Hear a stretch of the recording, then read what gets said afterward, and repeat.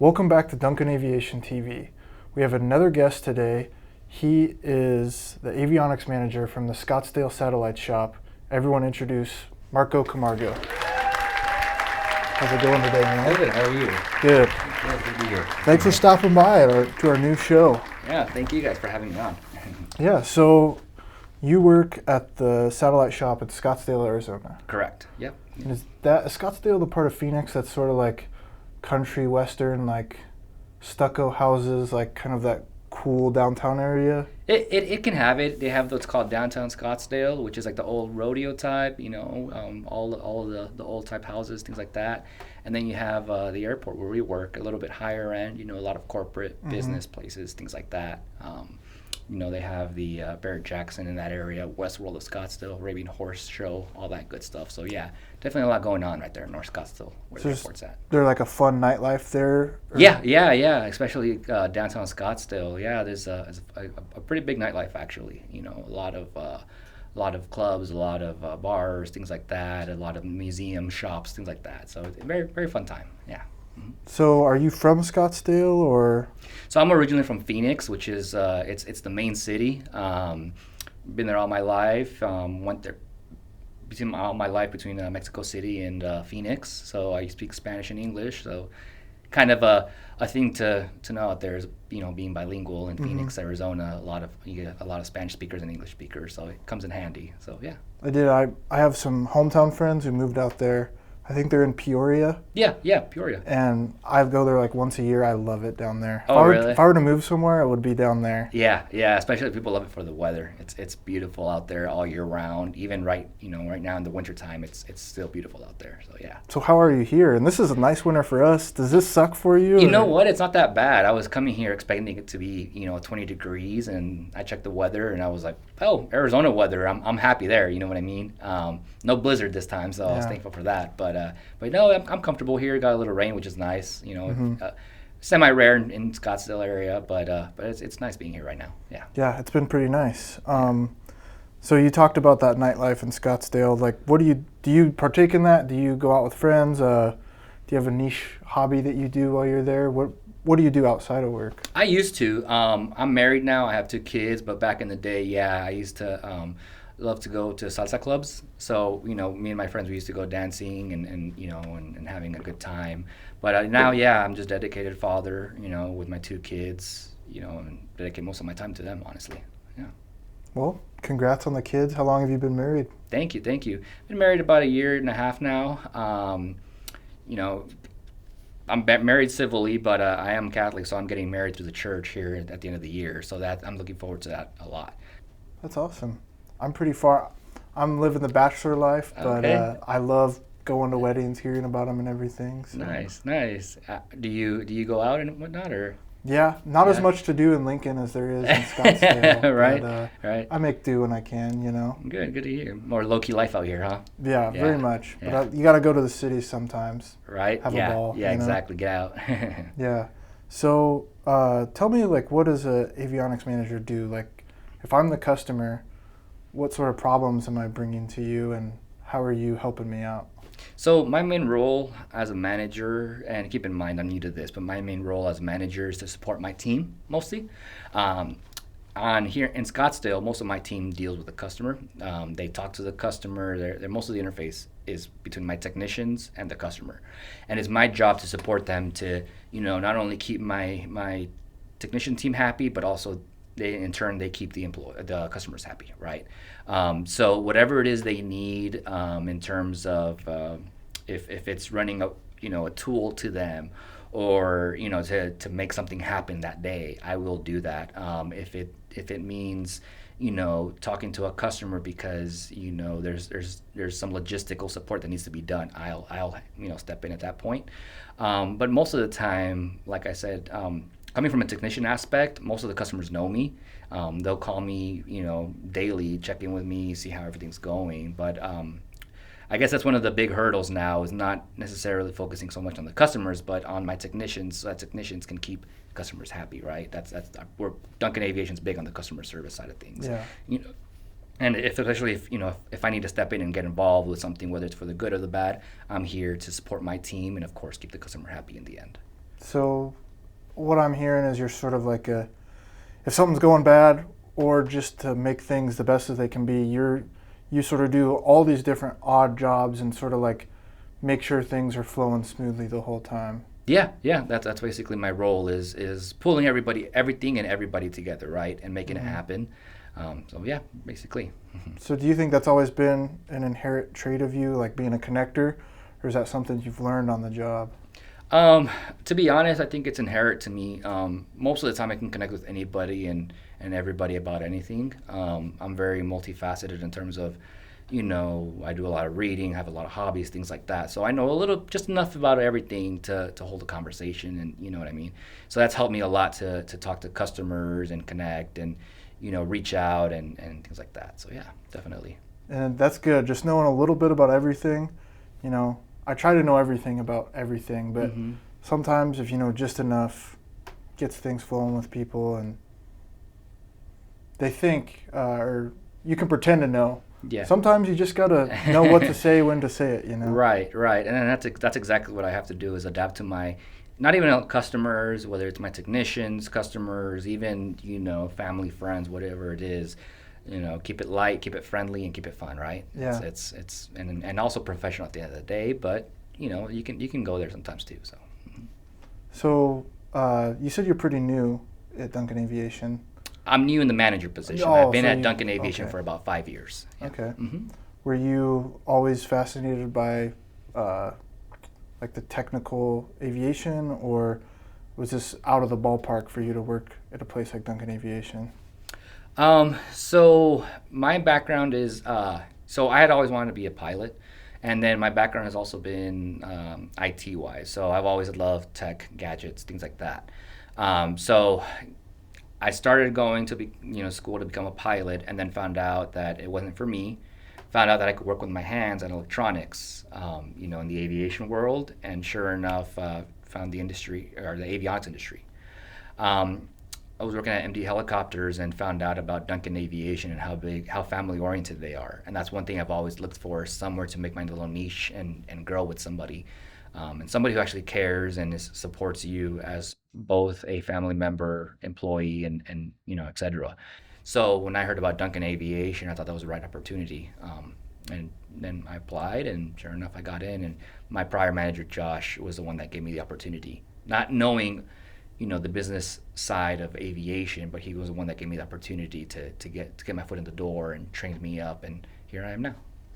So you made a good connection with him, and what are some other connections? Like how have people you've met at Duncan or through Duncan, have you made some like lifelong friends with that, or? Oh yeah, definitely. I think it's a culture thing, to be honest. Just the people that the employees at Duncan, everybody's very open door. You call them up and you chat up a conversation. It's not always about business. People remember things about you that you would never think of, and it really demonstrates, not only in the Scottsdale shop, but across the whole satellite network, Lincoln, Provo, Battle Creek.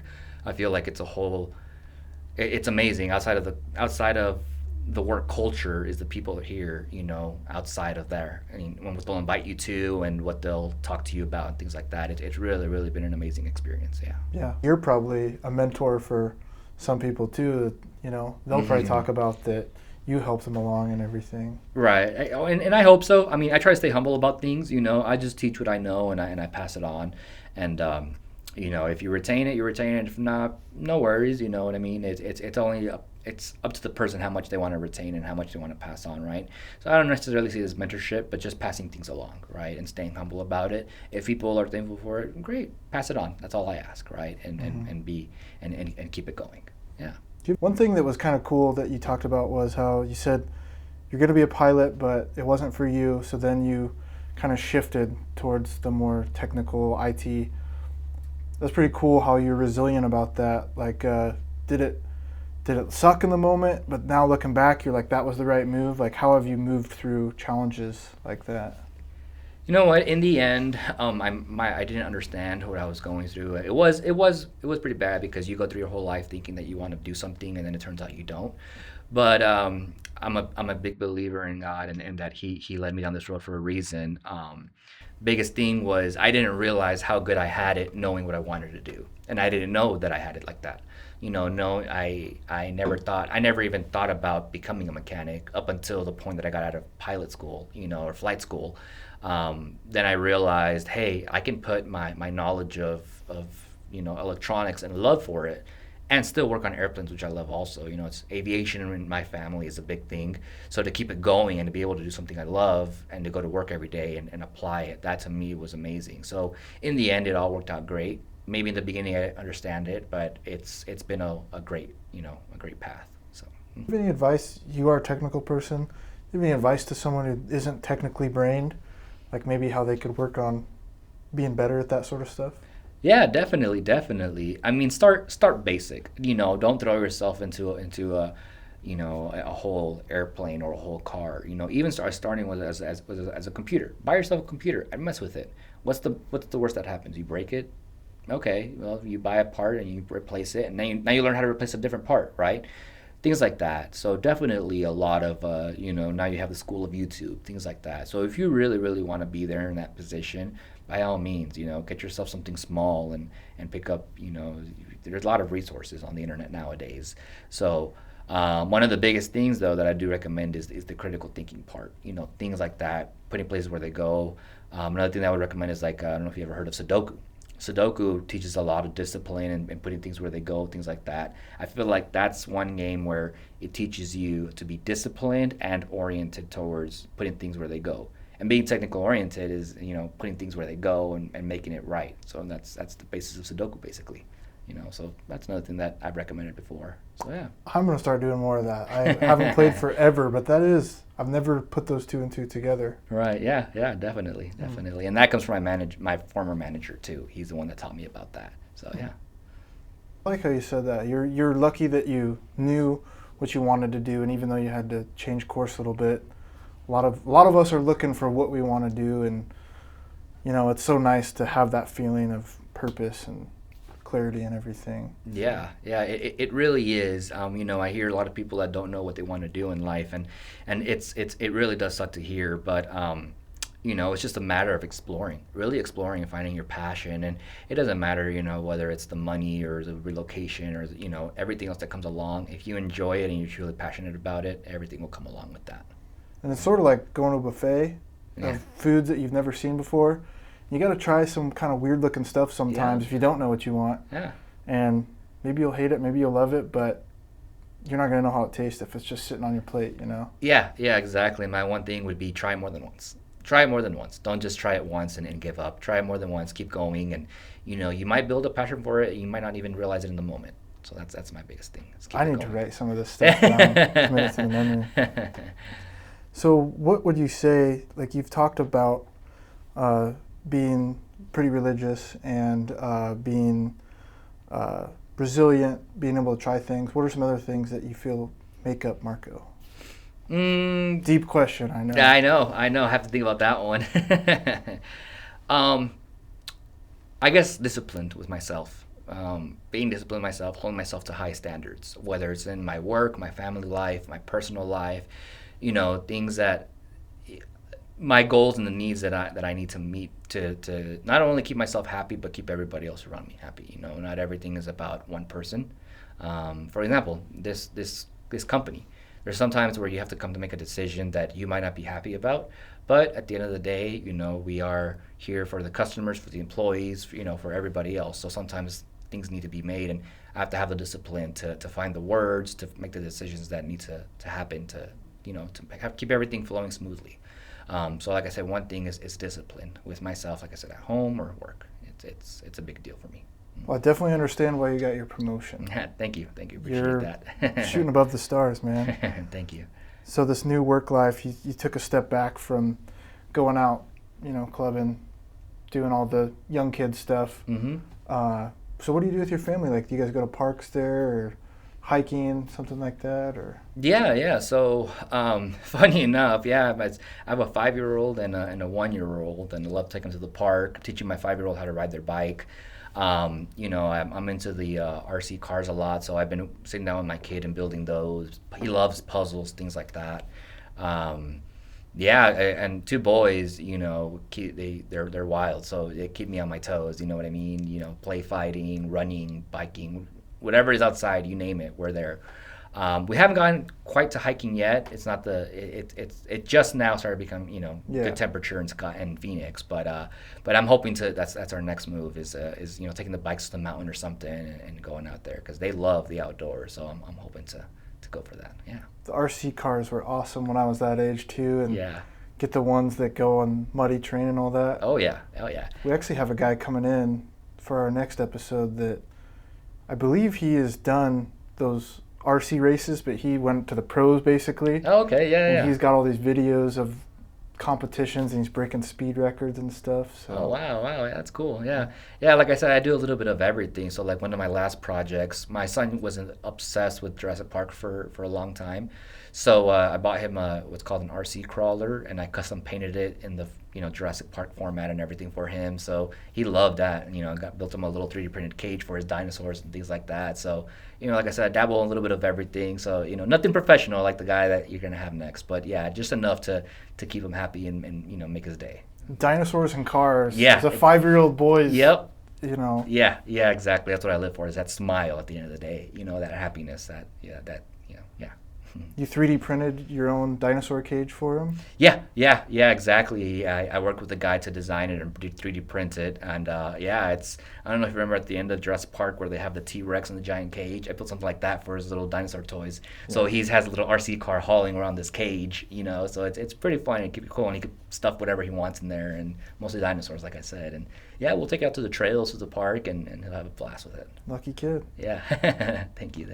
You said you like to read a lot earlier. You got any new books you got to recommend? Not lately. I'm trying to remember the last book that I read. Ever since the holidays started, I haven't had, with two small kids and whatnot, I've been so busy. I'm trying to remember the last book that I read. I do so much reading. Right now, I'm doing mostly a lot of religious reading right now. So like the Catechism of the Church and things like that. One of the reasons why I haven't started a new book is I know as part of the new manager position, Duncan's really big on leadership stuff. So I kind of opened my doors to holding pause on my personal reading, because I know that as part of the curriculum, I'm going to do a lot of leadership training. So one of the books that they talked to me lately was the 12 Weeks in a Year book, and I heard that one was great. So I'll probably be starting that up soon. Other than that, like I said, yeah, mostly religious reading and things like that. Yeah, that's about it. So when you started, did you know you wanted to work your way up as quick as you could, or was there like a moment in time where you were like, oh man, like I think I can be in more of a leadership role? I was comfortable. I have a way of thinking, is that if you put in the work, things will come. You'll be blessed in one way or another. And so my thinking wasn't necessarily, become a manager or become a crew lead. It's more of, you put in the work, you pay your dues, and everything else will come along with that, right? So some people could say I didn't have a goal. Some people could say I had a goal in mind, but I didn't know what it was exactly. It's funny, my wife would get angry, what's your goal? And I'm like, well, hold on. I was like, let me put in the work right now and see long term. Of course, everything within the past year or two has lined up and perfectly, and I've gone to where I'm at right now. But to be honest, like I said, no, I didn't necessarily see myself in a leadership position. I just knew that I made things happen and things just come along with it. So yeah. You planted your seeds and you were watering them, making sure they got the sun, and whatever grew, you were going to be happy with it. Yeah, exactly. I kind of knew where I wanted to go, but I wasn't looking too far into the future for it. I just knew what I had to do to get somewhere, right? So yeah, now here we are. Awesome. Has there been a day at Duncan that you remember fondly, like just maybe like a weird story that happened or just a crazy occurrence that you can remember? Yeah, actually, as funny enough, not necessarily aviation oriented, but one of our employees, one day, me and another technician went to go eat at a fast food chain, and me and the other technician are ordering, and the guy behind the counter goes, "Hey, what do you guys do? I see the logo on your shirt. It says Duncan Aviation." And I'm like, "Oh, we work aircraft. We're technicians. We fix them, things like that." "Oh, that's so cool." And we had a conversation with the guy behind the counter a little bit and whatnot. probably 2 or 3 years later, we ended up hiring the guy. Really? Not knowing that we had crossed paths at some point. About a year into hiring him, he goes, "Hey," he goes, "I think I've met you before." And I'm like, "Really?" And I was like, "Where?" And as he started telling us the story, I'm like, "Wow!" Like he remembered Duncan Aviation from that one time that we told him, and I told him it was a family-oriented company, that it's a great company to work for, very, very good culture. And I didn't realize he would go to apply, and we ended up hiring him. I didn't remember at the time until he brought it up, and then I remembered like that, and I was like, wow, that's crazy. Things that come back around, right? Mm-hmm. So yeah, that's one of the biggest ones. I have to think a little bit more about a customer-oriented experience, but yeah, that's been the biggest one at Duncan. Is it came around.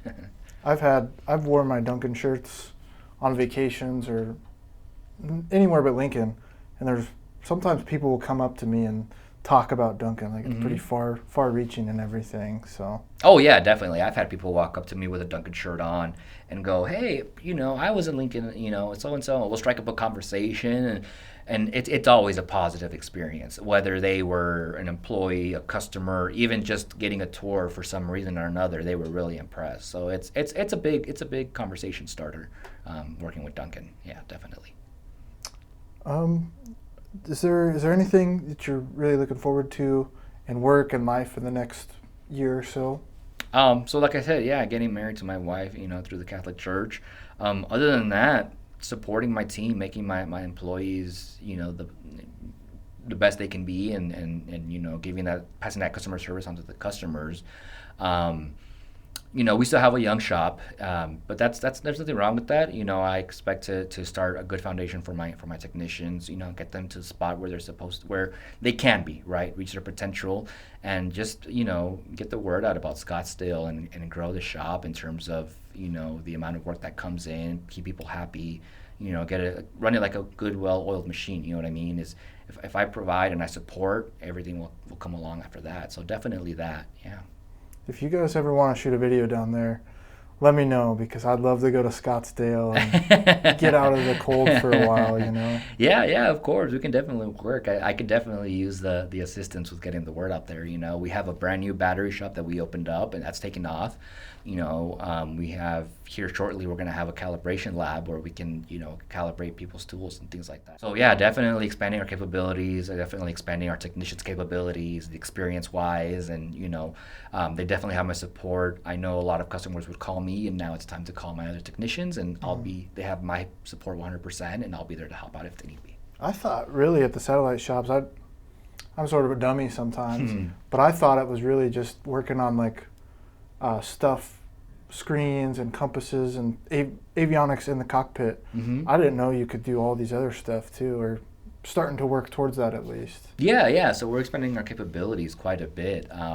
So yeah, we do work airplanes. We not only in the cockpit, wherever there's a wire and a box, we're there. We're always looking to see what the customer needs, right? What capabilities, what would help out the customer, and not only customers, our own employees, right? Keep it in house, keep it.